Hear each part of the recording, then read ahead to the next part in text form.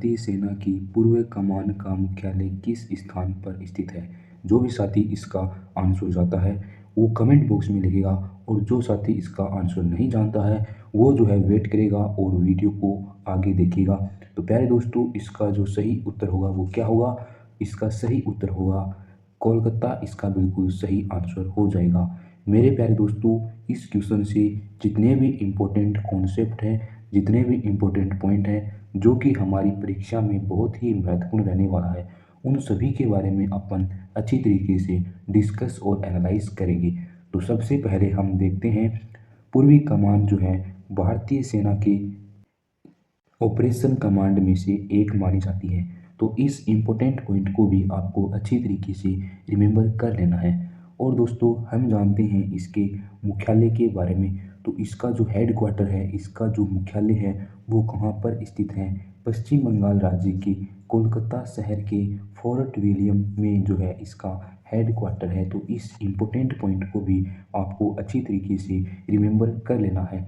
और दोस्तों, इससे पहले मैं आपको बता देता हूँ, ये जो वीडियो है दोस्तों, रेलवे एएलपी परीक्षा 2024 वाले साथियों के लिए बहुत ही इम्पोर्टेंट रहने वाली है। क्योंकि दोस्तों, इस वीडियो में जो क्वेश्चन प्रीवियस ईयर्स क्वेश्चन है, और दोस्तों जो एक्सपेक्टेड क्वेश्चन है जो 25 नवंबर से पहले, मतलब दोस्तों यदि आपका एग्ज़ाम 25 नवंबर को है या फिर दोस्तों 26 को है, 27 को है, जितनी भी मतलब आपकी 29 तक जो भी अपना किसी भी साथी का एग्ज़ाम है, यदि आप इस वीडियो को देख लेते हो तो आपके जो क्वेश्चन है वो दोस्तों आने की 100% शायद जो है वो गारंटी के साथ दोस्तों कहा जा सकता है। क्योंकि दोस्तों बहुत ही इम्पोर्टेंट क्वेश्चन जो है हमारी टीम के द्वारा डिजाइन किए गए हैं। तो इसी प्रकार से दोस्तों हम मिलते हैं अपने नेक्स्ट इम्पोर्टेंट पॉइंट में। तो अपना जो इम्पोर्टेंट पॉइंट है वो क्या है?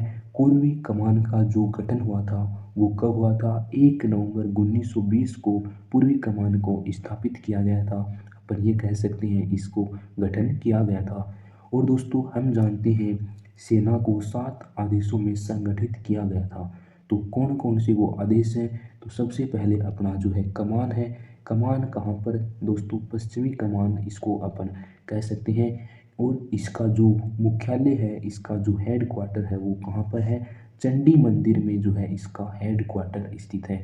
तो इस इम्पोर्टेंट पॉइंट को भी आपको अच्छी तरीके से रिमेंबर कर लेना है।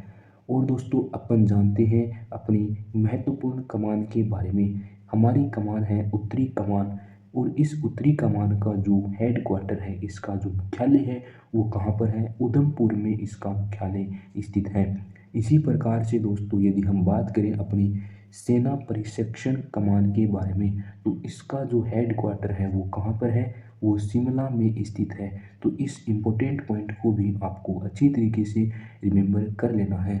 मेरे प्यारे दोस्तों, इसी प्रकार से यदि हम बात करें अपनी सेना के 7 आदेशों में संगठित किया गया है, और वो कमान कौन कौन सी हैं, जैसा कि दक्षिण पश्चिमी कमान की हेड क्वार्टर की बात करें तो इसका जो मुख्यालय है वो जयपुर में स्थित है। इसी प्रकार से दोस्तों यदि हम बात करें पूर्वी कमान जो है उसका मुख्यालय कहाँ पर स्थित है, तो मेरे प्यारे दोस्तों इसका जो मुख्यालय है वो कोलकाता में स्थित है। इस इम्पोर्टेंट पॉइंट को भी आपको अच्छी तरीके से रिमेंबर कर लेना है।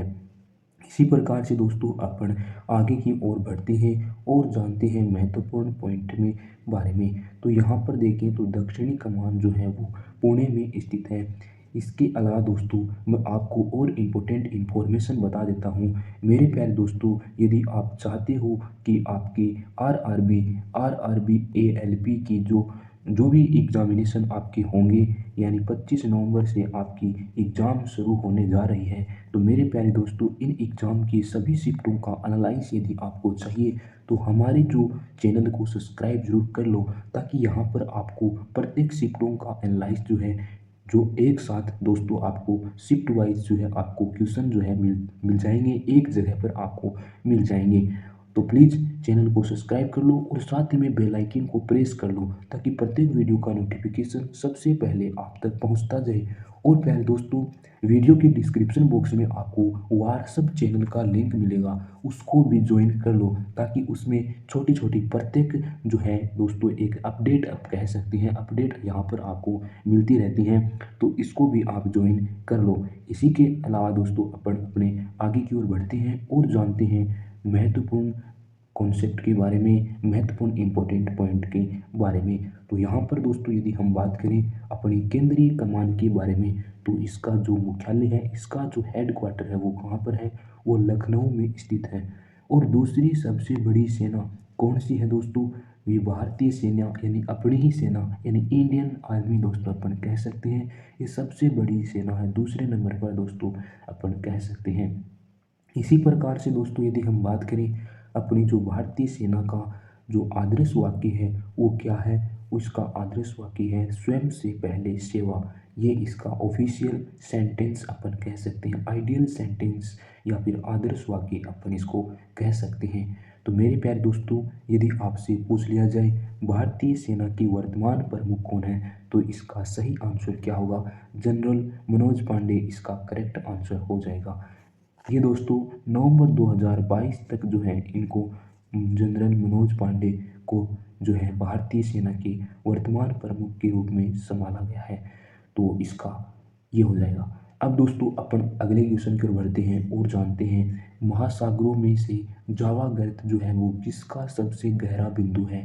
तो मेरे प्यारे दोस्तों, इसका सही आंसर क्या होगा, हिंद महासागर इसका बिल्कुल सही आंसर हो जाएगा। अब दोस्तों इस क्वेश्चन से जितने भी इम्पोर्टेंट कॉन्सेप्ट बनेंगे, जितने भी इम्पोर्टेंट पॉइंट बनेंगे जो हमारी आरआरबी एएलपी परीक्षा में बहुत ही महत्वपूर्ण है दोस्तों, इनको अच्छी तरीके से ध्यान में रख लो। इनको मैं आपको एकदम से जो है डिस्कस करा दूंगा, एकदम से एनालाइज कर दूंगा। तो सबसे पहले अपन जानते हैं जावा गर्त के बारे में, बिल्कुल बारीकी से दोस्तों आपको समझाने की कोशिश कर रहा हूँ। फिर भी कोई डाउट रहे तो प्लीज़ कमेंट बॉक्स में हमें ज़रूर बताएं, हमारी टीम के द्वारा आपका जो है प्रत्येक क्वेश्चन का जो है आंसर आपका किया जाएगा।